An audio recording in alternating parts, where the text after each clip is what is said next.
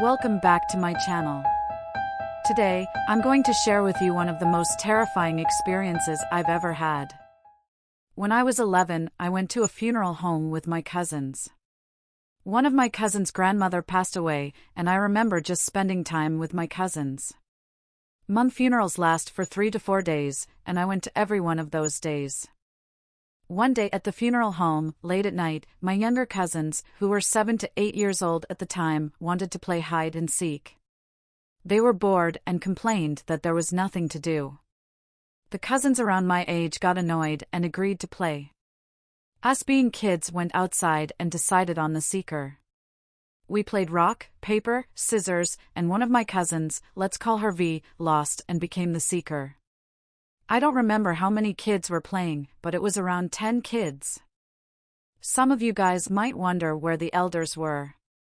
Most of the elders were inside and only a couple were out to smoke and talk, but they were standing by the front entrance.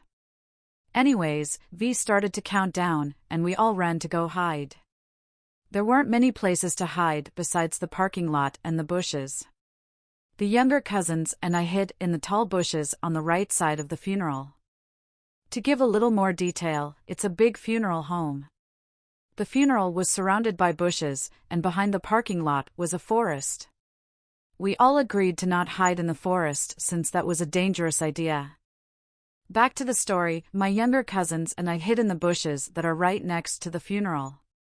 We giggled every time a seeker walked by. Eventually, after 10 minutes, V and the other seekers gave up and told us to come out. The younger cousins and I popped out of the bushes laughing and making fun of them for not finding us since we were so close to the funeral home. V and one of my other cousins, let's call him Josh, looked at us with a scared expression. I asked them, "Hey, what's the face for?" Josh and V looked at each other in silence for a good minute. "Did you ever move around?" Josh asked. "No.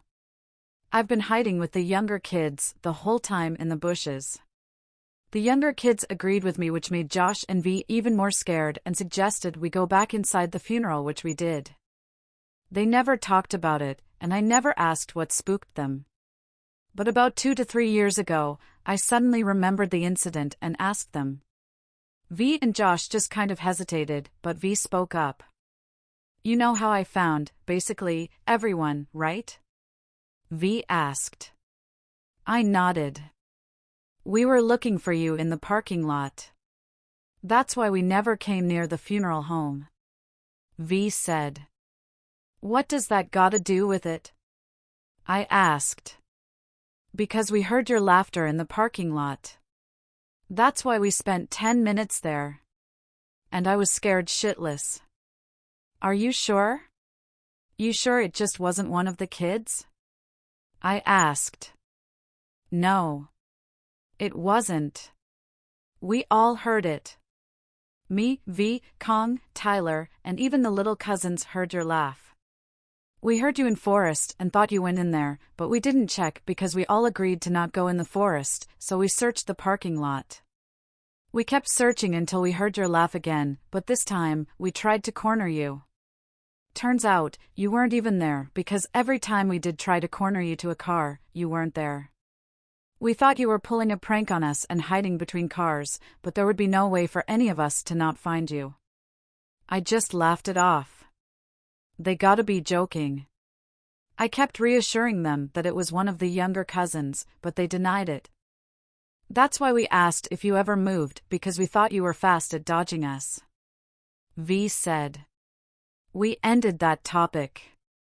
It wasn't until recently when me and V were hanging out when she told me something that definitely changed my mind. She told me that she didn't want to say it out loud because it seemed like only her and Josh noticed it. When they looked into the forest, they saw a small girl. They couldn't tell if they were seeing shit since it was pitch black outside with small street lamps. V told me that she saw a small girl, crouching down, looking at her. She had messy hair and a bluish skin tone with white eyes. She wasn't sure if it was a small troll since she was a kid back then and maybe she was just spooked, but then Josh pulled her aside and told her to keep walking.